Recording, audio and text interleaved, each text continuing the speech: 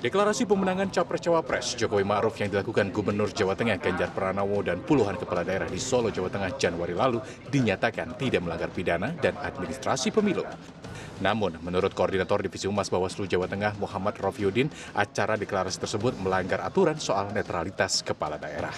Dari sisi hal lain yang kaitannya dengan perundang-undangan yang lain, kami juga menemukan adanya sesuatu yang kurang pas, misalnya kaitannya dengan tidak sesuai dengan aturan ketika kemudian pada saat itu adalah acara pribadi yang itu kaitannya dengan dukungan untuk calon presiden tertentu, tapi menggunakan nama-nama yang itu merujuk pada kepala daerah, ya, bupati, wali kota mendukung pasangan ini dan lain sebagainya gitu. Sementara kita tahu bahwa kepala daerah itu adalah jabatan di pemerintahan daerah yang memang dia melekat pada diri seseorang yang itu harus digunakan untuk semua golongan begitu. Sesuai Undang-Undang Pemilu Nomor 7 Tahun 2017, Bawaslu tidak bisa menindak terkait pelanggaran di luar aturan kepemiluan. Rencananya Bawaslu Jawa Tengah akan menyampaikan rekomendasi ke Kementerian Dalam Negeri. Dikonfirmasi secara terpisah, Menteri Dalam Negeri Cahyokumolo mengaku belum menerima surat resmi dari Bawaslu Jawa Tengah.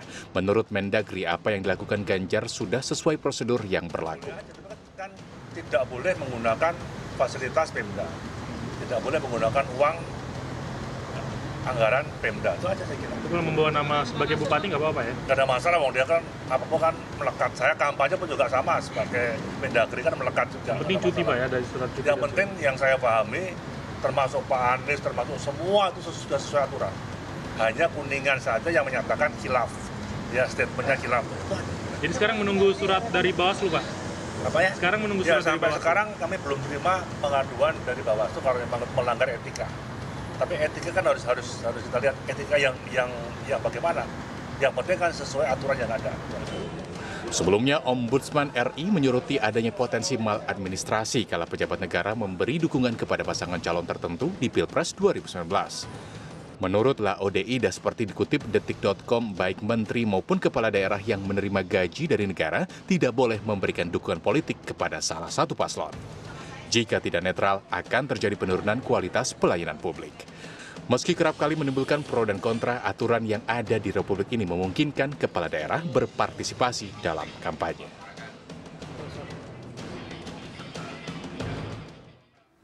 Keterlibatan kepala daerah dalam kampanye Pilpres masih menjadi polemik, tidak sebatas pada aturan dalam pemilihan umum.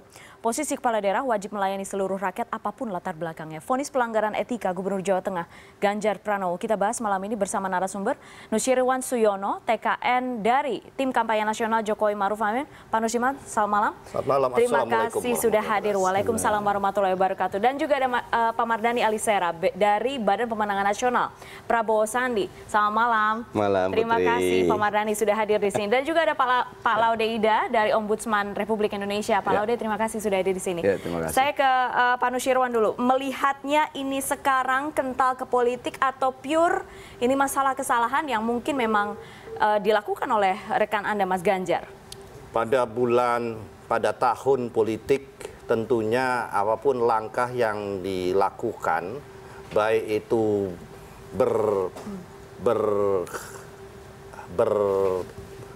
tampaknya adalah pada sisi satu pihak atau pihak yang lain, tetap itu akan memunculkan sebuah pendapat masing-masing.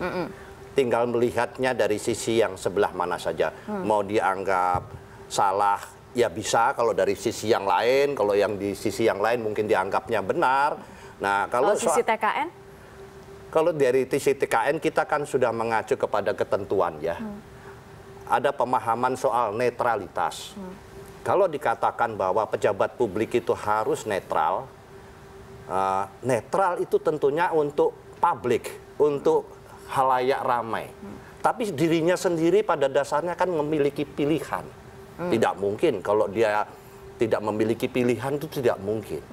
Sebagai apapun, apakah dia sebagai ASN atau sebagai swasta atau sebagai pribadi apalagi. Bahwa apakah Anda atau saya atau Pak Laude sendiri, kalau jujurnya dia pasti punya sikap dong, ada di sebelah sisi mana meskipun tidak perlu disampaikan. Persoalannya adalah pemahaman netralitas itu, kalau kami melihatnya adalah itu apabila itu ditampilkan, dipublish, sehingga menampakkan bahwa posisi saya ada di sebelah mana untuk khalayak ramai, untuk pada posisi pejabat publik, mungkin menampakkan demikian. warna. Menampakkan warnanya. Jadi kalau saya kembali kepada yang terjadi di Jawa Tengah, pada Jawa Tengah, saya tidak melihat ada kesalahan apa di sisi kawan-kawan tersebut. Bahkan sekalipun sudah menampakkan warnanya. Kejadian-kejadian seperti yang sebelumnya kita juga mendengar ada jaksa di Jakarta yang memunculkan simbol-simbol mengarah kepada satu sisi.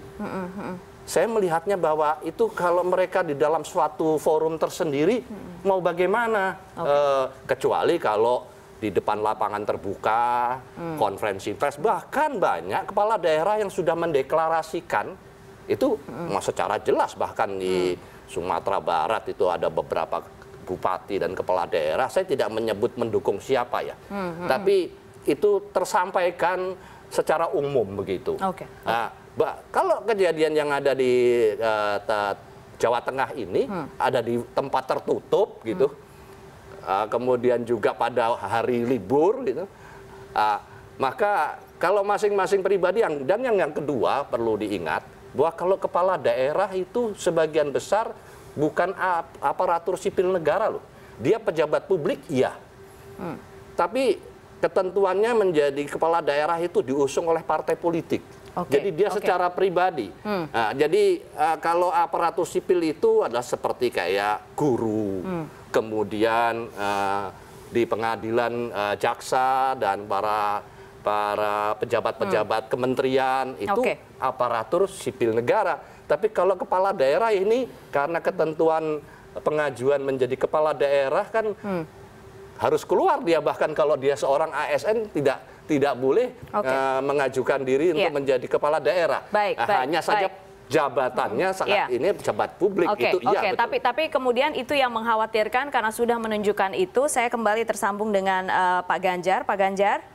Iya. Ya, ada kemungkinan kemudian kekhawatiran dan ini juga mungkin suara di masyarakat. Kalau misalnya sekarang mungkin Pak Ganjar dan juga dengan mungkin ada gubernur yang lain, misalnya Gubernur Jawa Barat yang sudah menyatakan dukungannya spesifik terhadap 01. Kemudian ada rakyat yang berada di seberang Pak Ganjar, merasa apakah kemudian kami nanti akan terlayani dengan baik? Mungkin itu sekarang kekhawatiran terbesar mereka saat ini.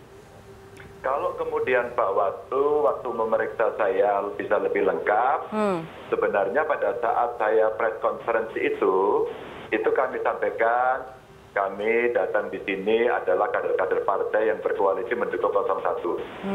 Kami tetap memegang etika dan aturan. Kami tetap mengutamakan layanan publik. Namun dalam sikap politik kami mendukung 01. Mbak, kalimat ini, teks ini saya diminta saya tunjukkan kepada Bawaslu dan kemudian difoto. Undangannya saya undang pribadi-pribadi, difoto. Nah, sekarang ketika kemudian orang bicara, kalau ada perasaan layanan terganggu, Mbak, Anda boleh ikuti medsos saya setiap hari, selama 1 minggu, Anda cek. Mana yang saya katakan saya kampanye, pada hari apa, dan bagaimana saya melayani masyarakat yang mulai medsos. Kenapa saya katakan medsos? Biar publik semua bisa melihat. Yang kedua, kalau cuma perasaan yang mau diomongkan secara kualitatif, saya minta ditunjukkan. Kalau saya dari pendukung 02, Bapak, saya dari Partai Gerindra, PKS, PAN, Demokrat katakan, terus kemudian saya tidak dilayani, silakan protes, silakan dibuka di depan umum bahwa Ganjar kurang ajar, dia tidak punya etika, dia tidak melayani, dan dia berat sebelah. Silakan ditunjukkan. Nah, kalau itu bisa terjadi, maka boleh saya mengganti. Maka saya katakan dari awal, posisi saya itu mengerti mana yang harus layanan publik dilakukan dan tidak. Dan setiap orang lapor, tadi saja di Sragen orang lapor tidak, Pak, kami kesulitan mendapatkan pupuk. Nggak, datanya itu Anda pendukung 1 atau 2, langsung saya tolongin aja. Artinya ini sudah firm, jaminan tidak ada masalah, itu juga tidak perlu dipertanyakan lagi. Tapi Pak Ganjar, bagaimanapun ini kan sekarang sudah diungkapkan kepada publik. Ada juga menyatakan sangat dirugikan, apalagi karena ini sudah langsung diungkapkan kepada publik. Ini juga termasuk soal persepsi yang saat ini terbangun. Dan Anda tidak ada yang bisa dilakukan sekarang. Apa langkah berikutnya, Pak Ganjar? Enggak sih, saya nggak mau dikomporin, biasa aja saya. Nggak ngomporin Pak, saya nanya langkah lanjutan aja. Enggak, Anda cuma dikomporin tapi nggak ngaku. Gini. Jadi ada dua hal ya. Yang pertama, saya proaktif untuk bertanya kepada Bawaslu. Bawaslu itu pejabat tata usaha negara. Pejabat tata usaha negara dalam semua keputusannya harus tertulis. Karena sifatnya itu final dan konkret, mengikat. Karena ada akibat hukumnya. Umpama nih Mbak ya, saya ternyata melanggar. Karena ternyata itu hari cuti, harusnya cuti, saya tidak cuti. Saya menggunakan fasilitas negara. Kan jadi pidana Mbak. Terus kemudian putusannya nggak ada. Pak Ganjar, kamu tak pidana ya besok? Enak aja. Padahal ini ketentuan Undang-Undang PT-UN coba dibaca itu. Saya tadi kontak agak kaget. Maka ini mumpung ada Pak Laude sebagai pejabat dari Ombudsman. Ya, saya Pak Laude gimana saya bisa mendapatkan kepastian bahwa saya ini sebenarnya diberikan status apa oleh putusan Bawaslu. Dan Bawaslu mengatakan ketentuan ini di-exclude karena tidak termasuk hal yang harus disampaikan pada publik. Dan sekarang harus merengah-rengah dan mendapatkan itu, sementara Bawaslu membuka kepada publik. Ngomong dengan statement itu, waduh, ya lumayan sih. Bayang kacau. Oke, Pak Laude mungkin langsung ingin menjawab, Pak Laude. Pak Laude langsung jawab ya, Pak Ganjar ya. Silakan. Saya belum bisa menjawab soal apa pernyataan Bawaslu itu karena kami belum lihat dokumennya. Nah itu dia. Tapi persoalannya bahwa betul Pak Ganjar, saya kira ini kan figur yang turut terlibat dalam membuat undang-undang tentang pemerintahan daerah, tentang pemilu juga. Ya. Saya kira beliau tahu betul apa yang salah, apa yang benar. Dan memang kalau mau jujur, undang-undang tentang pemilu, undang-undang tentang pemerintahan daerah di negeri ini itu disusun di luar kaidah-kaidah etika gitu. Artinya kalau soal nilai itu misalnya Pak Ganjar menyadari dirinya bahwa pejabat publik itu kepala daerah, tetapi tidak bisa melepaskan dirinya juga sebagai figur politisi. Sebagai figur politisi punya tanggung jawab moral untuk berkampanye, mendukung figur yang dikehendakinya atau partai yang dikehendakinya. Tapi sebagai pejabat publik seharusnya memang, tapi dalam undang-undang pemilu kan tuh, ya saya kira Pak Mardhani itu yang membidangi itu di Komisi 2 ya, jelas itu kepala daerah tidak dilarang untuk kampanye, tetapi harus mengikuti syarat-syarat tertentu atau aturan-aturan tertentu. Saya lagi bahwa Pak Ganjar dari segi aturan tidak dilanggar, tapi dari segi nilai itu yang dipersoalkan sebetulnya sebagai pejabat publik. Baik. Kita belum mengatur itu sekarang. Nah itu dia yang menarik. Dari segi nilai itu dipersoalkan, tapi belum ada aturannya yang firm untuk itu ya. Nanti, Pak Ganjar kita jeda dulu ya. Jeda dulu, tetap bersama kami di CNN Indonesia Prime News.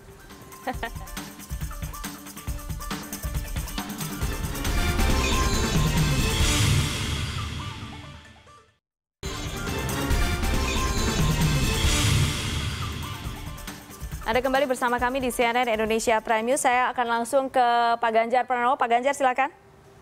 Iya, Pak Laude tadi menyampaikan yang dipersoalkan soal nilai. Oke, mari kita bicara soal nilai. Kalau soal nilai yang memutuskan itu Bawaslu atau siapa? Kalau kemudian itu yang memutuskan Bawaslu, adakah ketentuan Bawaslu melihat mengadili nilai? Katakan seperti itu. Kalau tidak, mestinya tidak diomongkan ke publik. Biasanya kan rugi hari ini. Dinyatakan saya kemudian bersalah. Sehingga media sebesar Kompas akhirnya juga menuliskan bahwa saya melanggar. Padahal saya tidak melanggar. Nah, akhirnya itu menjadi asumsi. Dan yang lebih parah lagi yang saya sampaikan tadi, itu ternyata diomongkan secara lesan. Loh, ini keputusan yang sifatnya konkret final itu bagaimana sebagai pejabat tata usaha negara? Itu sebenarnya itu. Baik. Akan meminta kejelasan karena kalau misalnya soal putusan kan sudah pasti tidak mungkin menerima putusan itu kan, Pak Ganjar. Jadi kalau misalnya sekarang kan mempertanyakan ini status saya apa dan bagaimana kelanjutannya itu bagaimana, Pak Ganjar? Kepada Bawaslu kah? Tapi kan Bawaslu kemudian sudah terbuka pada publik. Jadi Pak Ganjar juga akan terbuka pada publik menjelaskan itu atau apa? Inilah yang buntu, saya itu heran sama Bawaslu. Tadi saya itu sampai berdebat, Pak, dengan Mas Fajar, Ketua Bawaslu Jawa Tengah. Kami nggak bisa kasih, Pak. Ini di-exclude, tidak termasuk yang dibuka ke publik. Loh, saya kan yang Anda panggil gitu. Saya mendengarkan dari pelapor sendiri, dan juga tidak dapat. Jadi dikomplain, rusak tatanan ini. Tapi saya proaktif untuk bertanya. Maksudnya begini, ingin saya jelaskan kepada publik, ini loh bunyinya. Lalu saya tanya, kalau saya tidak berkenan kan gini, saya tanya sama Bawaslu, ada lembaga bandingnya nggak sih? Kalau banding saya mau banding loh ini. Oh tidak Pak, ini kita masyarakat pada Kemdagri. Nah, kalau lah katakan, saya dinilai dengan mengatakan ini para bupati mendukung. Oh itu tidak pantas, tidak boleh melanggar etika. Ya nggak usah diomongin, biarkan Pak Menteri Dalam Negeri yang menghukum saya. Terus besok saya dihukum, dikasih peringatan kayak, dikasih sanksi. Saya terima, tapi jangan yang ngomong kamarnya salah. Ini bahkan saya katakan kemarin Bawaslu offside. Saya boleh komentar sedikit? Oke, baik, sedikit. Sekali lagi saya belum melihat putusan Bawaslu itu, tapi harusnya Bawaslu dalam memproses Pak Ganjar itu harus terbuka. Ketika Pak Ganjar sebagai pihak yang disorot dianggap bermasalah atau melakukan sesuatu kesalahan, harus ditunjukkan kesalahannya apa. Nah sekarang kan harus landasannya etika itu belum diatur dalam belum ada pemilu. aturan. Itu yang jadi problem. Yang saya katakan tadi sebetulnya jauh kita tidak mendasarkan pada undang-undang kita, tidak mendasarkan pada nilai atau etika. Ketika seorang pejabat publik seperti kepala daerah yang punya pengaruh secara khusus di dalam birokrasi. Birokrasinya yang kemudian harus tunduk pada apa yang menjadi kepatuhan, keinginan politik gitu. Itu sebetulnya yang bisa mengganggu pelayanan publik. Tapi sekali lagi untuk urusan Bawaslu tadi itu barangkali nanti teman-teman dari Komisi 2 yang akan mencoba mengoreksi itu, saya kira ketika ada yang memberikan putusan, maka harus berdasar. Dia tidak boleh menutupi putusannya itu kepada pihak yang diputuskan. Baik. Tapi memang tidak ada jalan banding, jadi kita akan menunggu ya sebenarnya kalau misalnya memang ini kemudian rekomendasi akan diberikan Kemendagri selanjutnya apa. Terima kasih Pak Ganjar sudah bergabung malam hari ini, waktunya terbatas. Boleh, silakan Pak. Pak Laude, saya pastikan Anda nggak bisa baca, wong saya aja nggak bisa. Yang kedua, saya kasih tahu Pak Laude, kan sudah menggunakan undang-undang pemilu, tapi menggunakan undang-undang Pemda. Maka itu yang saya katakan dia salah kamar. Tapi jangan diomongin kira-kira gitu loh. Itu maladministrasi namanya. Maladministrasi. Baik. Terima kasih Pak Ganjar, selamat malam. Ya, Pak Mardhani, kalau misalnya yang Anda lihat saat ini terjadi, karena memang kalau dari BPN juga ada ketidakpuasan, karena terkait juga ketidakterbukaan terkait pemeriksaan, karena juga ada keluhan dari BPN yang mengatakan kok bisa tidak ada pelanggaran pemilu tapi kemudian dialihkan kepada pelanggaran. Kalau persisnya bagaimana posisinya sekarang BPN? Yang pertama mungkin kami di BPN dari awal sudah menegaskan Prabowo Sandi tidak perlu ada deklarasi dukungan dari kepala daerah. Dari awal kami ingin para kepala daerah yang partainya mendukung Prabowo Sandi atau individunya mendukung Prabowo Sandi fokus saja melayani masyarakat. Karena bagaimanapun kami merasa seseorang jadi kepala daerah itu rata-rata tidak mutlak 100%. Paling tinggi 83%. Itu juga jarang sekali. Rata-rata 60-40. Artinya kalau 60-40 ada 40% yang sebenarnya tidak memilih beliau. Dan sehingga tidak ikut afiliasi politik dari sang kepala daerah. Sehingga kami di BPN, Prabowo Sandi dari awal jangan. Makanya hampir nggak ada.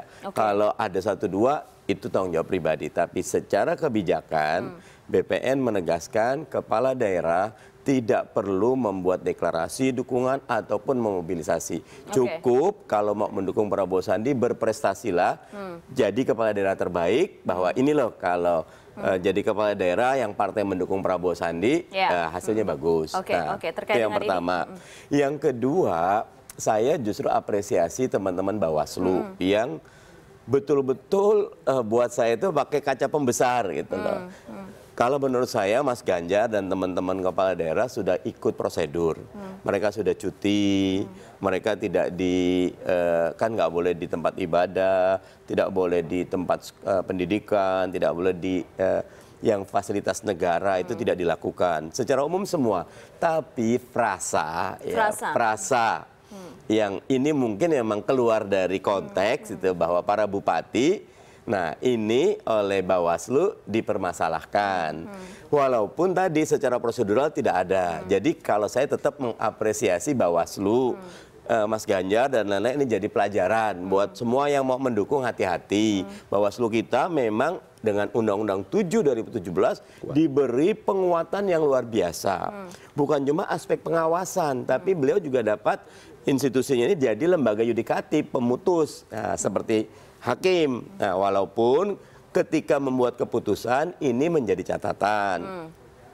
Tidak ada pelanggaran dalam pidana pemilu atau peraturan urut-urutan kampanye, tapi di bab etika. Nah, di sini menurut saya udah lepas sama Mas Ganjar ya. Saya boleh usul ke Mas Ganjar kalau kita tidak puas dengan kinerja Bawaslu, KPU, ada DKPP, Dewan Kehormatan Penyelenggara Pemilu.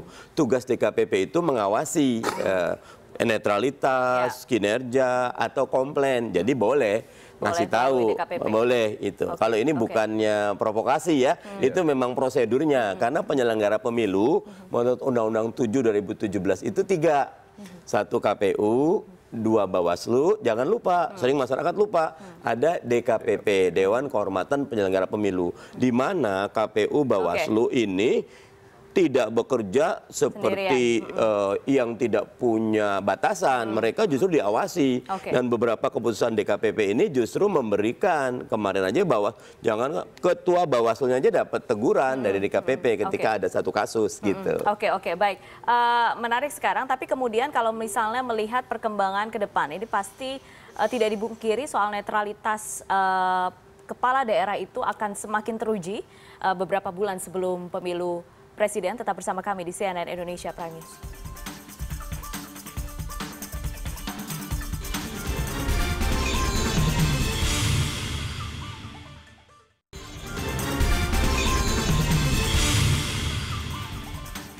Anda kembali bersama kami di CNN Indonesia Prime News. Pak Nusirwan, bagaimanapun kan ini kemudian sekarang terjadi dan sudah dikonsumsi publik. Kembali saya tanya soal persepsi sekarang yang sudah terbangun bagaimanapun. Tentu ini ada sisi pengawasan pemilu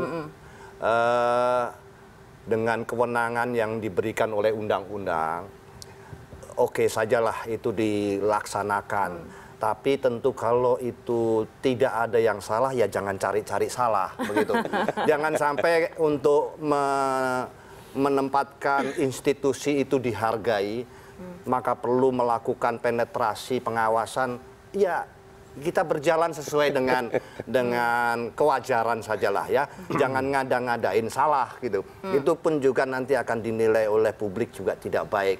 Karena juga harus berkelas dong. Kalau misalnya mencari sebuah kesalahan itu tidak terlalu substansial, mungkin itu berkaitan dengan etika atau apapun, tapi kan diukur. Kami pun juga duduk di sini kan tentunya tidak sembarangan ya, siapapun apalagi pejabat publik. Semua itu tingkah laku kita semua ditata begitu. Jadi kalau misalnya kejadian-kejadian memasuki sebuah election di negara manapun, mengatur tingkah laku orang politik itu, waduh, 1001 macam. Nah, jadi dengan kewenangan yang ada di undang-undang, harapan kami ya diikuti undang-undang itu ya, dan juga kita jangan ngada-ngadain mencari-cari salah orang. Nah, sehingga untuk institusinya supaya agak dilihat diperhitungkan begitu.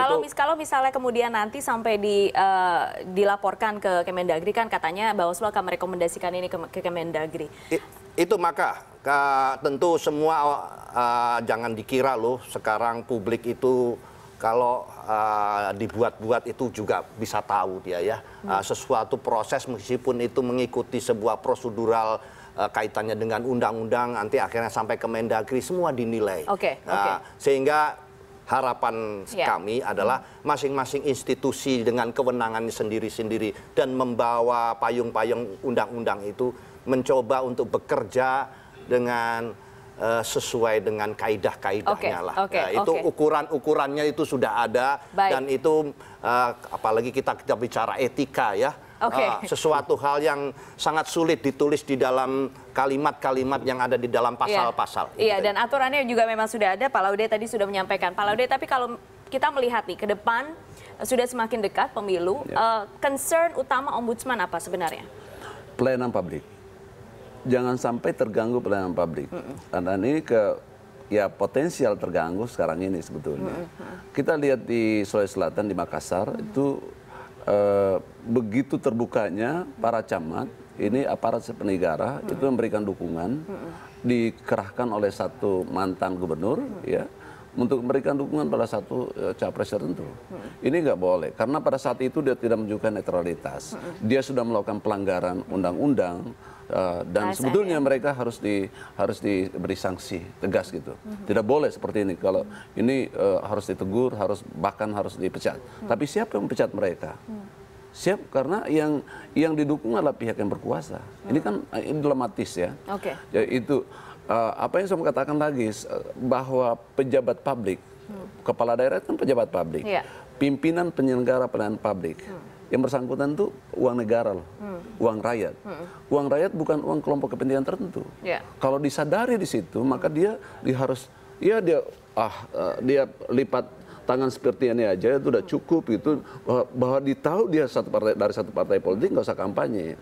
Tapi dia sebagai pejabat publik makan uang negara, itu harusnya dia patuh pada nilai-nilai bahwa yang saya makan uang semua orang, bukan uang satu kelompok tertentu. Itu yang pertama. Yang kedua, di dalam lingkungan birokrasi yang dipimpinnya, itu ya kalau di Jakarta seperti ini nggak ada yang mau patuh. Kalau misalnya Pak Anies mau pilih Prabowo misalnya, kalau yang lain mau pilih ya Pak Jokowi, nggak ada yang bisa urus mereka. Tapi di daerah itu kepatuhannya tinggi sekali karena dengan gampang dipantau oleh pimpinannya. Itu berarti secara tidak langsung menciptakan aparat yang tidak netral. Nah, bagaimana kalau orang perusahaan proyek sekarang ini misalnya, orang perusahaan mau tender proyek nih, dilihat dulu, ini orangnya siapa ini, orangnya siapa, bisa dideteksi dengan gampang di daerah. Yang ketiga yang berikutnya, ketika mereka memberikan pelayanan pada rakyat, ketika sibuk dengan mengikuti pimpinannya untuk kampanye misalnya, untuk mempengaruhi orang lain. Akibatnya dia tidak hiraukan tugasnya. Tapi kalau misalnya soal kasus sekarang yang terjadi di Jawa Tengah, ketika menetapkan soal ada pelanggaran etika, padahal tidak ada aturan firm yang menuliskan soal itu di Undang-Undang Peraturan Daerah, itu kan juga sulit juga. Jadi kemudian ada persepsi-persepsi yang muncul juga kepada Bawaslu-nya sendiri. Kalau etika itu sebetulnya pantas atau tidak pantas. Pantaskah seorang pejabat publik melakukan sesuatu? Nah, ini dikatakan kalau undang-undangnya tidak ada yang larang untuk melakukan sesuatu, tetapi kalau masyarakat melihatnya, oh ini nggak pantas karena memang dia itu akar dari nilai itu, etika itu ada nilai yang berkembang dalam masyarakat. Dalam perspektif politik tertentu sebetulnya undang-undang atau aturan atau sistem itu dibangun di atas nilai. Itu sebetulnya. Makanya saya katakan ini namanya tidak punya value sebetulnya sebagai landasan undang-undang kita, aturan kita. Yang ada adalah landasannya adalah kepentingan politik kekuasaan. Baik, Pak Mardhani terakhir. Yang pertama saya tetap mendukung Bawaslu ya, karena punya semangat yang bagus ya. Sebetulnya bukan cuma Mas Ganjar, yang lain juga sama. Closely watch up itu bagus. Nah, justru saya mendukung Bawaslu, awasi kepada para kepala daerah yang sudah menyatakan dukungan, buat tim, buat sedikit katakan penelitian, penyidikan dalam tanda kutip, bagaimana dengan pelayanan publiknya, ada tidak ketidakadilan, ada tidak nah nanti akan kelihatan ya. Kalau cuma berbasis baik 0102 baik 0102, kalau 02 kan dari awal kita nggak perlu berharap tidak, kita malah melarang, jangan ya. Karena buat kami begini, Indonesia ini negara paternalistik ya. Ketika paternalistik, Pak Laude bilang benar, ketika pimpinan di daerah itu menyatakan dukungan, maka quote and unquote pejabat di bawahnya itu akan merasakan satu suasana ya harus sama gitu loh. Ya ini tadi makanya ini basisnya etika. Kalau saya ke depannya mungkin nanti saya akan berbincang dengan teman-teman di Komisi 2 ketika kita buat revisi undang-undang ya mungkin kepala daerah perlu juga dibuat aturan yang lebih rigid gitu karena ketimbang ASN sebenarnya peran sentral kepala daerah dalam melakukan penggalangan itu jauh lebih besar. Kalau ASN itu terbatas karena otoritasnya sedikit, tapi kepala daerah itu raja kecil di daerah itu gitu, sehingga justru harusnya aturan kepada kepala daerah dibuat lebih rigid karena yang kontestasi sekarang kan sebetulnya pilpres. Harapan kami ketika itu pilpres daerah sudah selesai kok pilkadanya, sudah menyatu, sudah bangun desa, sudah bangun negeri, bangun kota, bangun kabupaten, bangun provinsi, jangan ikut-ikutan dalam politik di atas. Gitu. Baik. Menarik sekali, kita tunggu bagaimana perkembangannya, apakah kemungkinan juga mungkin jika tadi Pak Ganjar mendengarkan jalur DKPP mungkin akan ditempuh atau tidak. Kita lihat nanti. Terima kasih Bapak-Bapak sudah bergabung pada malam hari ini di CNN Indonesia Prime News. Kami segera kembali.